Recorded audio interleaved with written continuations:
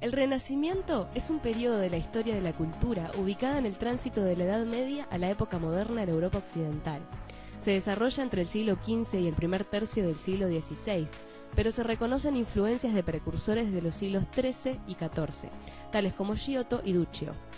El núcleo del origen se da en Italia, pero se extiende hasta la mayoría de los países de Europa Occidental.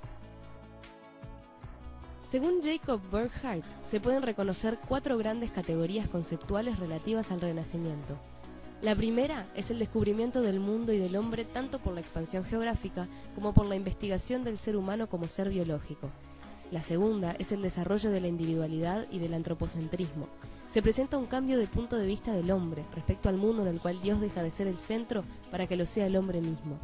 La tercera es la promoción oficial del arte por parte de príncipes, reyes y la Iglesia. Con este fenómeno se desarrolla el mecenazgo. La cuarta es el resurgimiento de la antigüedad clásica grecolatina, no como una imitación, sino como una reinterpretación tras un proceso de investigación. Dentro de Italia, el Renacimiento tiene 2 etapas: el Quattrocento del siglo XV y el Cinquecento del siglo XVI.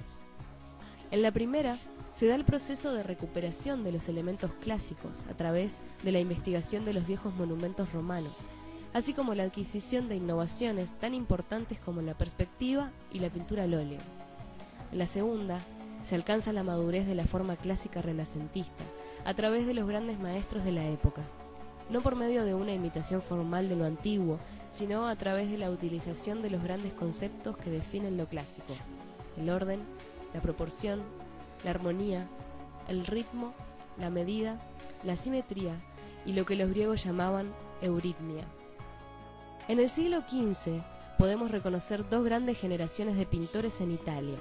En la primera destacamos a Masaccio, a Paolo Uccello y a Fra Angelico. En la segunda se destacan Piero della Francesca, Sandro Botticelli y Andrea Mantegna. En el siglo XVI, los principales artistas en Italia serán Leonardo da Vinci, Rafael Sanzio y Miguel Ángel Buonarroti.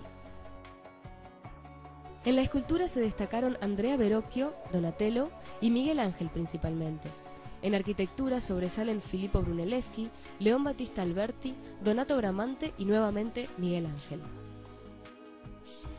El concepto del conocimiento en el Renacimiento es universal. El ideal humano es el hombre universal que puede quedar sintetizado en la figura de Leonardo da Vinci, quien además de toda su trayectoria artística, desarrolló investigaciones anatómicas, mecánicas, hidráulicas, de ingeniería, entre otras cosas. En el siglo XVI, Europa recibe el impacto de varios hechos que provocaron una seria crisis de la conciencia europea: el descubrimiento de América y la corrección de la imagen del mundo de la época, la ruptura de la unidad del cristianismo con las reformas protestantes, el saqueo de Roma por las fuerzas imperiales de Carlos V, la teoría heliocéntrica del universo desarrollada por Copérnico.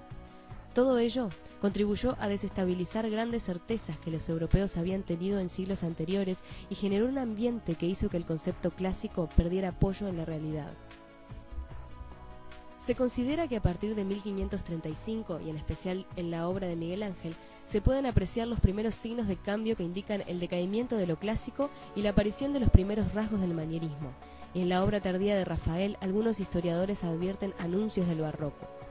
El resto del siglo XVI mostrará estas 2 corrientes como alternativas a la crisis de lo clásico y a la fase más tardía del Renacimiento.